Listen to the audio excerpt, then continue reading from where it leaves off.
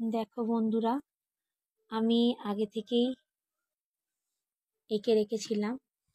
এঁকে শোলার ওপরে ছবিগুলোকে আটকেছি। আটকে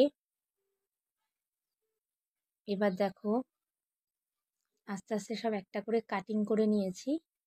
কাটিং করে নিয়ে এবার এগুলোকে কালারটা আমি প্রথমেই করে নিয়েছিলাম। ছবিটা এঁকে কালার করে কাঁচি দিয়ে কেটে নিয়ে তারপর শোলার উপরে আমি এগুলো সব বসিয়ে কাটিং করে নিয়েছি। করিয়ে এবার পুরো রেডি হয়ে গেছে। দেখে নাও, রেডি হয়ে গেছে।